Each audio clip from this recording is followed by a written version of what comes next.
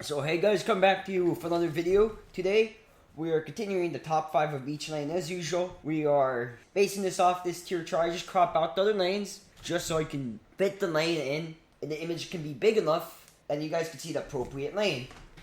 And they're not all small, but overall, guys, and that's just due to my lack of Photoshop knowledge, but we're continuing the top 5 now on to the ADCs, and this is going to be a bit interesting because I lack quite a few ADCs, guys, because that's, I guess, one of my positions that I don't well, I do play, but I don't have, you know, the champs that would typically fit up here.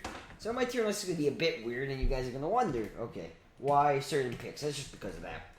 And this is you guys can comment which ones you think out there, so yeah. So as always, guys, make sure you're subscribed to the channel, you have notifications on to be alert when we have the great content that comes out here.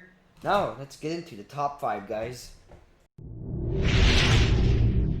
So guys, number 5 is Twitch. So I'm gonna put Twitch here, guys, just because he's low on the tier list. But overall, guys, Twitch, when you get to late game with Twitch, he scales. And he just starts melting people because of his abilities and items. They all sync up really well.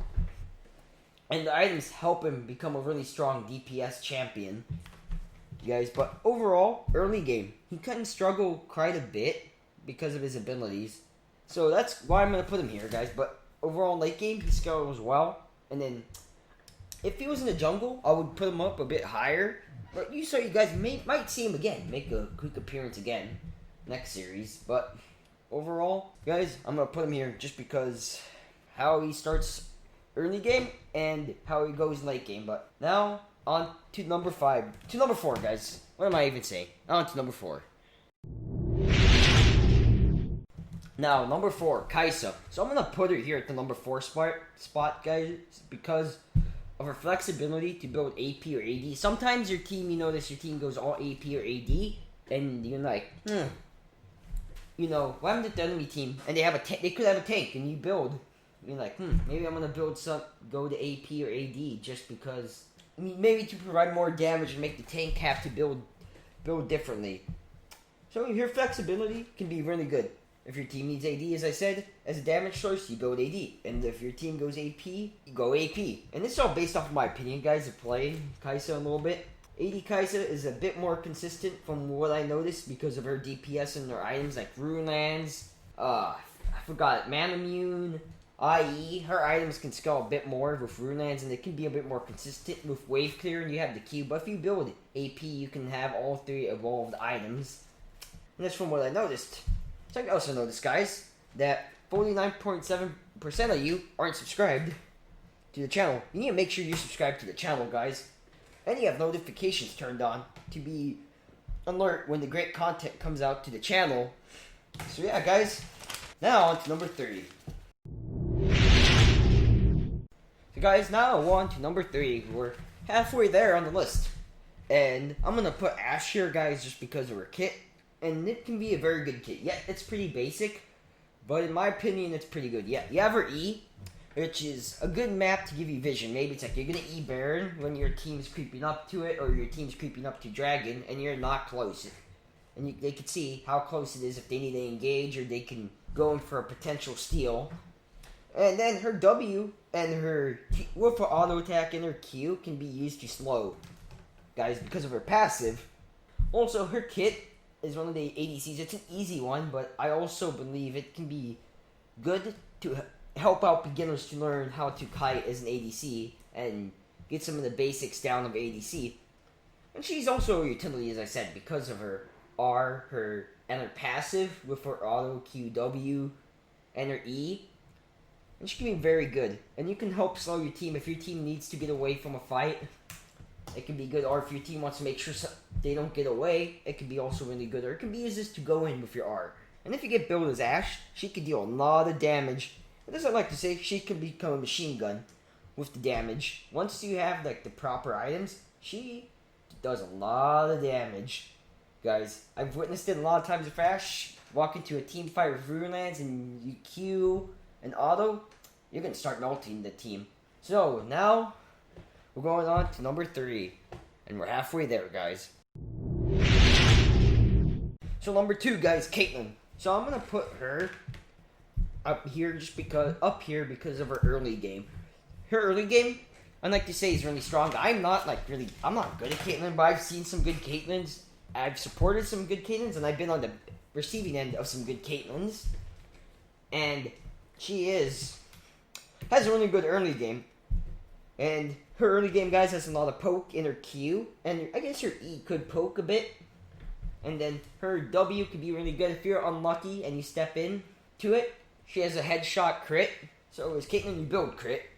And you can do a lot of damage because of the E, her trap, and then her R. Which I don't actually know for R exactly scales off crit, but you guys can comment that down below. But her crit can be really annoying, and her autos with her passive can also be really critty if you end up on the 6 hit of it. Because Caitlyn, I'm going to read you Caitlyn's crit. Caitlyn's basic attack generates a stack on headshot on attack doubled when attacking from brush. At 6 stacks or fiber on brush, Caitlyn's next stack becomes an unstoppable basic attack, and it deals 50, 75 to 100% based on level, or plus 125 with the IE, so it's like 15.625, and then it's increased to 100 plus 100.25 with IE against AD against non-champions.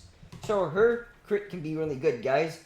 And then you can easily also poke some people out of lane. I've been on the receiving end with her poking you out of lane, or if you're not careful, you can give up some kills that you shouldn't.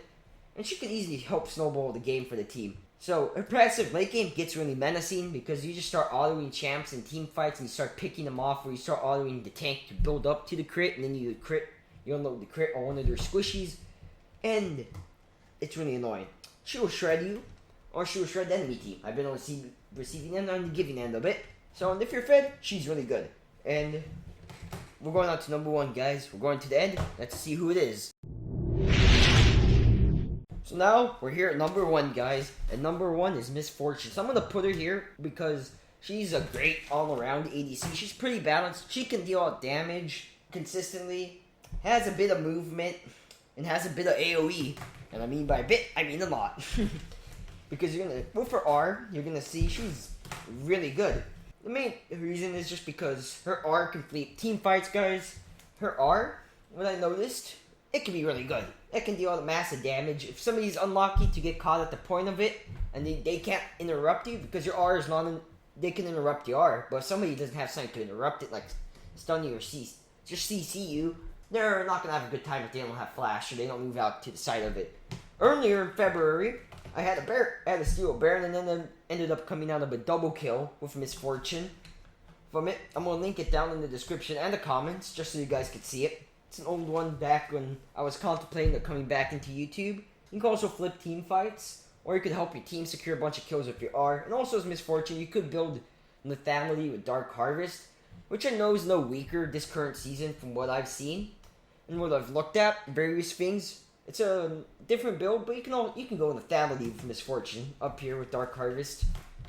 And you can play it that way, or you can play with the poke with Arcane Comet with your W, which is your, I guess, an AoE slow. And if you build crit, which I think her Q, if I'm not mistaken, her Q can, you can crit someone, or you can crit them with your auto attacking. If they're squishy, you're not going to have a good time with it. And also, she has a lot of poke with her Q and W. If they're unlucky to get poked by it, they can deal a lot of damage. And then her start can also help to take towers quick, guys. And if you pop strut in a fight, maybe you can do a bit more attack damage. Or if you need to run, your strut can be a good escape if you don't get CC'd. So guys, that is all for the video. Hope you enjoyed the video, enjoyed this top 5. As always, guys, make sure you comment who you thought should end up on the list. And if I don't have them, I'll reply to your comment and tell you. Or if I did have them, I'll try and explain why to you guys in the comments why I didn't put them on here. As always, guys, make sure you're subscribed to the channel and you have notifications on. And hope you guys enjoyed the video. Make sure you guys stay on the grind and you stay safe. Peace. Until next time, guys.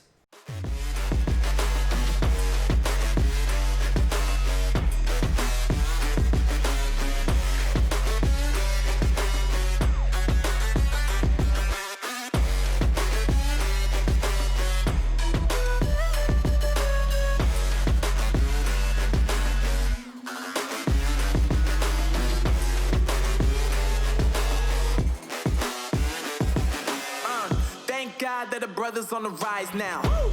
Endless celebrations all in my house. Yeah. Levitating now, I'm super duper fly now. Yeah.